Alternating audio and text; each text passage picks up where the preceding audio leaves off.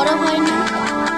আগে সবাই তোমাদের লাইক দেখতো, কেন এমন লাইকের উপরই বড় বড় ইউটিউবাররাও কিন্তু এমনভাবেই একটা লাইক এমন কেন করো তোমরা? একটা লাইকই তো দাও।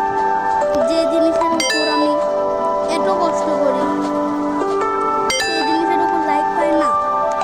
যখন আমি অনেক কষ্ট করে এসে দেখি এত কষ্ট, এত কম লাইক, তখন আমার যে কষ্ট সেটা বলে বোঝানো যায় না।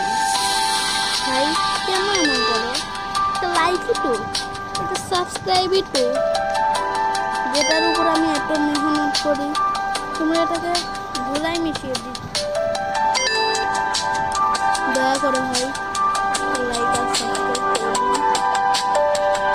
আমি হতে পারে একটা ছোট কন্টেন্ট, কিন্তু বড় বড় কন্টেন্ট ক্রিয়েটার ইউটিউবাররাও তো এমনভাবে শুরু করেছিল।